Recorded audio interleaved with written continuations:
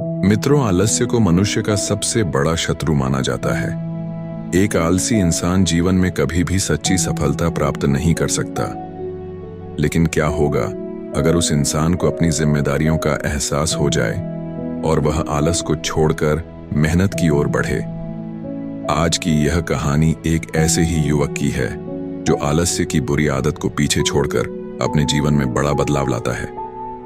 इस कहानी से आप भी सीख सकते हैं कि कैसे सही प्रेरणा और दृढ़ संकल्प हमें स्वाधीन और सफल बना सकते हैं। एक गांव था जो शहर से दूर एक छोटी सी बस्ती में बसा था। वहां एक युवक अपने माता पिता के साथ एक छोटे से झोपड़े में रहता था। उस युवक का नाम था अर्जुन, एक ऐसा लड़का जो अपने आलसी स्वभाव के लिए पूरे गांव में मशहूर था। उसकी दिनचर्या बस अपने पिता के साथ खेत में काम करना और उन चिड़ियों को भगाना था जो उनके धान को खाने आ जाती थीं।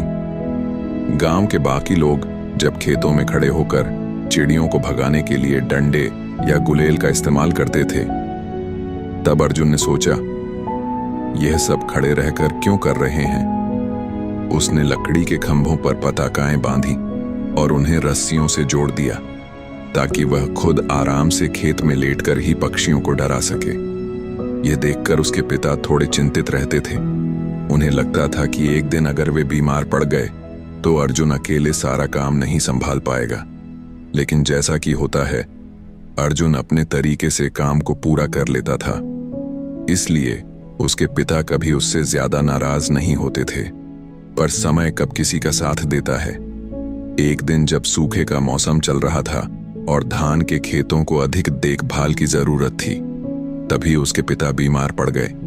अब पूरा भार अर्जुन के कंधों पर आ गया। हफ्ते बीत गए पर उसके पिता ठीक नहीं हुए।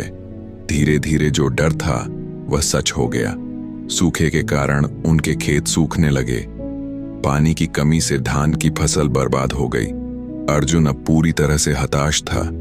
उसे समझ नहीं आ रहा था कि क्या किया जाए। परिवार की बचत भी खत्म होने लगी थी और उसके पिता के इलाज का खर्चा बढ़ता जा रहा था।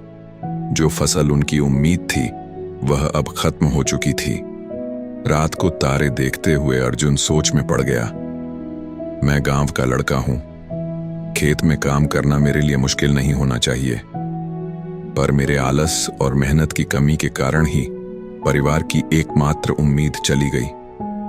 वह खुद से निराश हो चुका था। अगली सुबह उसने गांव में कुछ हलचल देखी। पता चला राजा के सिपाही गांव में एक प्रतियोगिता की घोषणा कर रहे थे।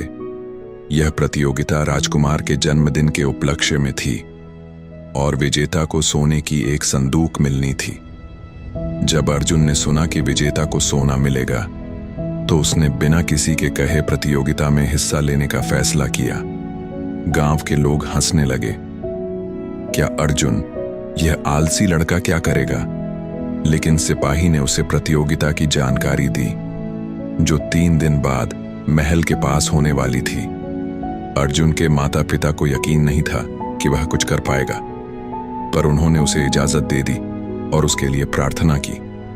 उन्हें यह भी आशा थी कि शायद यह यात्रा अर्जुन के जीवन में बदलाव लाएगी और उसे जिम्मेदार बनाएगी। 3 दिन बाद प्रतियोगिता शुरू हुई। सभी प्रतिभागी महल के पास एक झील के किनारे जमा हुए। अर्जुन ने देखा कि बाकी प्रतिभागी ताकतवर और बहुत ही प्रशिक्षित थे। उसे चिंता होने लगी, मैं इन लोगों से कैसे मुकाबला करूंगा? पर उसने हिम्मत नहीं हारी। उसने अपने परिवार की दुर्दशा को याद किया और मन ही मन ठान लिया कि चाहे जो हो उसे यह प्रतियोगिता जीतनी है। प्रतियोगिता के पहले दौर में सभी प्रतिभागियों को झील को पार करना था। नियम थे कि वे किसी भी तरीके से झील को पार कर सकते थे। सबसे पहले 3 प्रतिभागी अगले दौर में पहुंचते। गिनती शुरू हुई और सभी झील में कूद पड़े। लेकिन अर्जुन ने कुछ अलग करने की ठानी। वह झील के पास ही खड़ा सोचता रहा। थोड़ी देर बाद वह पास के जंगल में गया और एक हल्की सी लकड़ी का टुकड़ा ढूंढ कर लाया। उसने लकड़ी को झील में डाला और उसे एक छोटे से बेड़े की तरह इस्तेमाल किया। एक छपटी लकड़ी को चप्पू के तौर पर लेकर उसने धीरे धीरे झील को पार करना शुरू किया। अर्जुन ने सोचा, प्रतियोगिता झील को पार करने की है, तैरने की नहीं।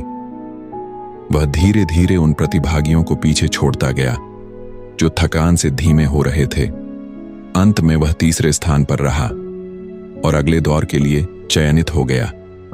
अगले दिन प्रतियोगिता का अंतिम दौर शुरू हुआ। अब तीनों प्रतिभागियों को एक घास के मैदान में लकड़ी के घन को 1 किलोमीटर तक धकेलना था।